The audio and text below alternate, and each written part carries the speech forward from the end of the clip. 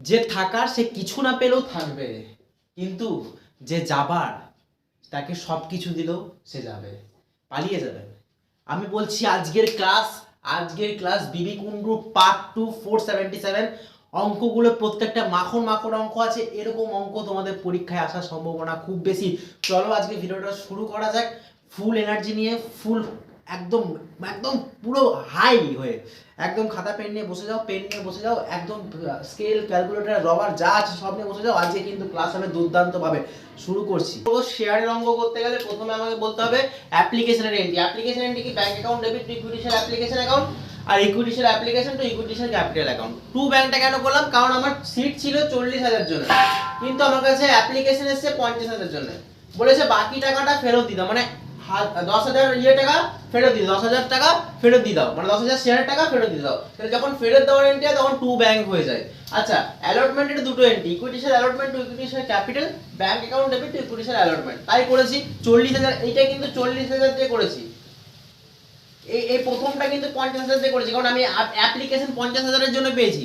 তারপরে কি আমি এখানে রিফান্ড করেছি, আমি দেখিয়েছি আলাদা করে 40,000 এর আর দেখিয়েছি 10,000 এর। এই দেখো 10,000 ইনটু 3 করেছি, আর 10,000 40,000 ইনটু 3 করেছি এইখানে, আর 50,000 ইনটু 3 করেছি এইখানে।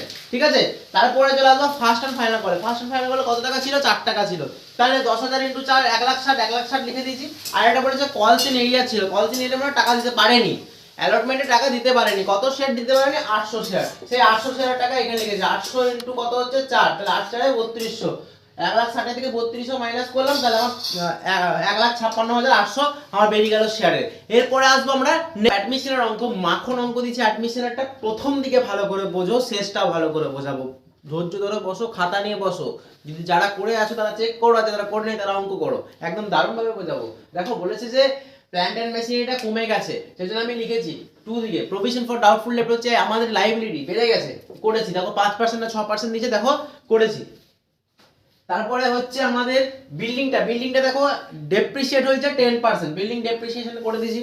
ঠিক আছে, বিল্ডিং ডেপ্রিসিয়েশন বিল্ডিংটা অ্যাপ্রিসিয়েট হয়েছে 25% করে দিয়েছি। স্টকটাও অ্যাপ্রিসিয়েট হয়েছে করে দিয়েছি। দেখো স্টকটা অ্যাপ্রিসিয়েট হয়েছে 60,000 টাকা। কত ছিল আগে ছিল 50,000 টাকা, 10,000 টাকা অ্যাপ্রিসিয়েট হয়েছে করে দিয়েছি। এবার আসবো পার্টনার্স ক্যাপিটালে। পার্টনার্স ক্যাপিটালে একটা জিনিস ভালো করে মনে রাখবে যে বাই ব্যালেন্স বিডিটা, এটা হামেশা হবে, একদম সবসময়, এটা ইউনিভার্সাল ট্রুথ, এটা হবেই হবে। লিখে দিয়েছি। ঠিক আছে, ব্যাংক বলে কোন এন্ট্রিটা করেছি এটা আমি পরে আসবো, এটা এখন দেখবে না, এটা পরে আসবো। প্রিমিয়াম ফর গুডউইল হচ্ছে 15,000 টাকা, 15,000 টাকা গুডউইল। এবং আমি 1/5 তার শেয়ার, আমি টোটাল ধরছি 1 শেয়ার, 1 মাইনাস 1/5 মানে হচ্ছে 5 মাইনাস 1 ডিভাইডেড বাই 5, মানে 4/5 হচ্ছে। নিউ রেশিও বার করার ফর্মুলা হচ্ছে এটা 1 মাইনাস যেটা দেওয়া থাকবে 1 মাইনাস 5, তাহলে বেরোলো 4/5। এবার 3 জনের পার্ট আছে, মহারাজ ইয়াদব আর জয়সওয়াল। মহারাজ ইয়াদব করলাম। দেখো 3/5 দেওয়া আছে ওল্ড রেশিও, 2/5 ওল্ড রেশিও, ওইটার সঙ্গে যেটা বেরোলো 4/5টা ওটা ইনটু করলাম 12 আর 8 বেরোলো। আর নিচে আছে 25, দেখো নিচে আছে 25, তাহলে 25 মাইনাস ব্র্যাকেট অফ 12 প্লাস 8, মনে হচ্ছে 25 মাইনাস 20 5। তো মানে আমার নিউ রেশিও বেরিয়ে গেল 12 একটা 8 একটা 5। 12:8:5 হচ্ছে আমার নিউ রেশিও। আর ওল্ড রেশিও আমরা জানি 3:2। তাহলে আমার ফর্মুলা কি স্যাক্রিফাইসিং রেশিওর ওল্ড মাইনাস নিউ, আমার বেরিয়ে গেল 3:2। সেই জন্য এই 15,000 টাকাটা 3:2 এ ভাগ করে দিলাম, বাই প্রিমিয়াম ফর গুডউইল বলে 9,000 টাকা 6,000 টাকা দিয়ে দিয়েছি। ঠিক আছে, রিজার্ভ ফান্ডটা কি আছে? রিজার্ভ ফান্ডটা যেরকম দেওয়া আছে সেটা ওল্ড রেশিও ভাগ হয়, তোমরা সবাই জানো, তাই ওল্ড রেশিও রিজার্ভ ফান্ড ভাগ করে দিয়েছি।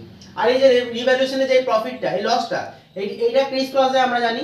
ঠিক আছে, এটা কি হয়? ক্রিস ক্রস যায়, এদিকে থাকলে এদিকে যাবে, এদিকে থাকলে এদিকে যাবে। ঠিক আছে, এই প্রফিটটা এদিকে চলে এলো। ঠিক আছে, 14,400 আর 9,600 ভাগ করেছিলাম, ওল্ড রেশিও দিয়ে দিয়েছি। এরপরে যে খেলাটা আসছে, এই জিনিসটা আমি কোথা থেকে পেলাম? এই জিনিসটা দিয়ে দিয়েছে। দেখো বলেছে যে 1/4 অফ কম্বাইন্ড ক্যাপিটাল। একটা ছোট গল্প বলছি যাতে তোমরা বুঝতে পারো হোয়াট ইজ দ্য রিয়েলিটি। ঠিক আছে, দেখো একটা মিডল ম্যান ছিল, আমি এখানে করছি যেহেতু আমার হয়ে গেছে। মিডল ম্যানটা রাস্তা দিয়ে যাচ্ছে, এবং রাস্তাতে যেতে যেতে সে একটা দুঃখী লোক, মানে খুব কষ্ট পাচ্ছে সেই লোককে দেখতে পেয়ে, মানে মনে মনে খারাপ লাগে যে ঠাকুর এত দুঃখ কেন এর। আবার যেতে যেতে দেখছে খুব সুখী, হেসে হেসে দৌড়ে দৌড়ে খেলতে খেলতে মাঠের মাঝখান দিয়ে যাচ্ছে। ঠিক আছে। তো ও যাচ্ছে, আর যিনি কষ্ট পাচ্ছে সেও কষ্ট পেয়ে ঠাকুরকে ডাকছে, আর যে হাসি মুখে সেও ঠাকুরকে ডাকছে, ধন্যবাদ ঠাকুর আমাকে এত সুন্দর জীবন দেওয়ার জন্য। আর ইনি ডাকছেন যিনি দুঃখে আছেন, তিনি বলছেন যে ঠাকুর আমার এই দুঃখ যেন মিটিয়ে দাও। আর এই মিডিল ম্যান সব দেখছে, মিডিল ম্যান মানে রাস্তাতে পেরোচ্ছে সে সব দেখছে। তো মিডিল ম্যান ঠাকুরকে ডাকে, ঠাকুর যেন সে সুখী ব্যক্তির কাছে অল্প সুখ নিয়ে যেন সে দুঃখী ব্যক্তিকে দিতে পারে, আর এই দুঃখী ব্যক্তির দুঃখ যেন অল্প নিয়ে গিয়ে ওই সুখী ব্যক্তিকে দিতে পারে। ঠাকুর বলছে যে ঠিক আছে দেওয়া যাবে, কিন্তু মিডিল ম্যানকে বলে ঠিক আছে আমি দেবো, কিন্তু একটা ম্যাজিক আছে। মিডিল ম্যান বলছে স্যার ঠাকুর কি ম্যাজিক দেখাবে আমাকে? বলছে আমি এমন একটা দুজনকে কথা বলবো, একটা কথা দুজনকেই বলবো, যে সেই সুখী ব্যক্তিটা দুঃখী হয়ে যাবে আর দুঃখী ব্যক্তিটা সুখী হয়ে যাবে। বলছে কি কথা ঠাকুর? আচ্ছা তোমরা কি বলতে পারবে সেই কথাটা কি? যদি বলতে পারো তাহলে কমেন্টে জানাও কি কথা ঠাকুর। মিডিল ম্যানটা জিজ্ঞেস করছে কি কথা ঠাকুর? তখন ওই দুঃখী ব্যক্তিকে তাকে ঠাকুর বলেছে যে এই সময়টা পেরিয়ে যাবে, দিস টাইম উইল পাস। এবং সেই দুঃখী ব্যক্তিটা সুখী হয়ে গেল, আর সুখী ব্যক্তিটাকেও সেম কথা বললো যে এই সময়টা পেরিয়ে যাবে, দিস টাইম উইল পাস। এবং সেই সুখী ব্যক্তিটাও দুঃখী হয়ে গেল। তো থিঙ্ক ইজ দ্যাট কার কোনটা এফেক্ট পড়বে সেটা ঠাকুরই জানে, ঠাকুরের উপরে ছেড়ে দাও, ঠাকুরই যা করার করবে। চলো এই জিনিসটা কি করে বুঝি। দেখো 1,32,900 প্লাস 88,600 এই দুটো প্লাস করলাম, এবং এই দুটো প্লাস করে যেটা বেরোলো তার 1/4 করে দেবো। সিম্পলি ভাবে 1/4 করে দেবো, যেটা তোমাদের বইয়ে দিয়েছে 1/4 করে দিয়ে আমি এইখানে লিখে দিয়েছি, একবার এইখানে লিখেছি, এইখানে লিখেছি, আর এখানে লিখেছি। বললো তোমরা বুঝতে পেরেছো কিনা? কিচ্ছু না, দুটো প্লাস করেছি, যে ব্যালেন্স শিটের অ্যামাউন্ট দুটো প্লাস করেছি, প্লাস করে 1/4 করেছি, দ্যাটস ইট, আর কিচ্ছু নেই। এরপরে আসবো আমরা ব্যালেন্স শিটে। ব্যালেন্স শিটটা দেখে নাও, ব্যালেন্স শিটে ক্যাপিটাল অ্যামাউন্ট গুলো লিখে নিয়েছি, যেটা টু ব্যালেন্স শিটে আমাদের বেরিয়েছিল। লিখেছি তিনটে জিনিস আমরা লিখেছি, কোনগুলো টু ব্যালেন্স শিটে পার্টনার্স ক্যাপিটালে যেগুলো ছিল সেগুলো লিখে দিয়েছি। সাবাস। ক্রেডিটার্স যেরকম ছিল লিখে দিচ্ছি। দেখো জেনারেল রিজার্ভ তো আমরা অলরেডি ভাগ করে দিয়ে দিচ্ছি, তাহলে জেনারেল রিজার্ভটা নিশ্চয়ই আর আসবে না, তাই জেনারেল রিজার্ভ আসার কোনো প্রশ্নই আর ওঠে না। এরপর আসবো প্ল্যান্ট অ্যান্ড মেশিনারিতে। প্ল্যান্ট অ্যান্ড মেশিনারি দেখো ডেপ্রিসিয়েশন হচ্ছে 4,500 টাকা করে দিয়েছি। বিল্ডিং এ অ্যাপ্রিসিয়েশন হয়েছিল করে দিয়েছি, স্টকে অ্যাপ্রিসিয়েশন হয়েছিল করে দিয়েছি, ডেটরসে 1500 টাকা দেখো একটা প্রভিশন হয়েছিল লিখেছি। এবার ব্যাংকের ক্ষেত্রে মনে রাখবে অ্যাডমিশনে যে পার্টনার নতুন ঢুকছে তাকে অ্যাড করব, যে পার্টনার নতুন ঢুকছে তাকে অ্যাড করব, এবং তার প্রিমিয়াম ফর গুডউইলটাকে অ্যাড করব। দুটো প্লাস করলাম লিখে দিয়েছি। দু সাইডের ব্যালেন্স শিট আমার মিলে গেছে, তোমাদের মিলেছে নাকি কিন্তু অবশ্যই কমেন্টে জানাও। এরপরে আসবো আমরা রেশিও অ্যানালাইসিসের অঙ্ক। এটা হচ্ছে ratio analysis chapter. Ratio analysis দেখো ডেটরস টার্নওভার রেশিও বের করতে বলেছি, তাহলে ফর্মুলা কি? Credit sales minus average ডেটরস।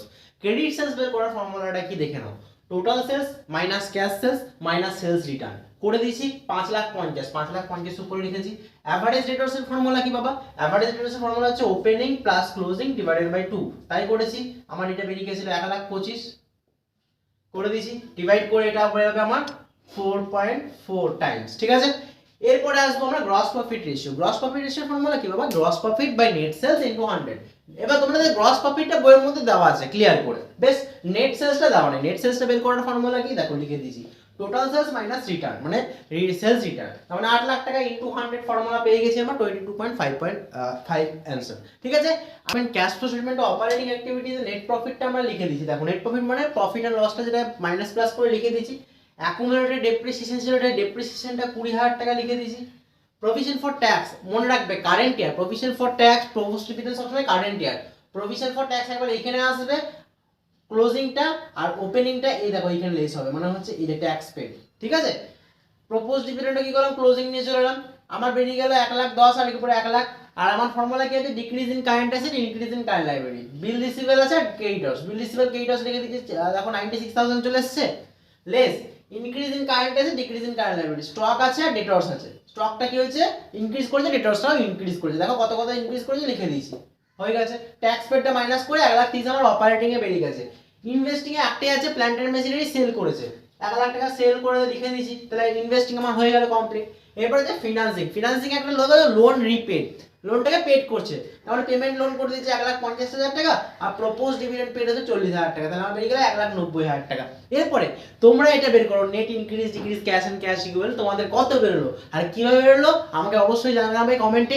আজকের ভিডিওটা কিন্তু এইটুকু, তোমাদের যদি ভালো লেগে থাকে না সাবস্ক্রাইব করবে, লাইক করবে, কমেন্ট করবে, ঠিক আছে।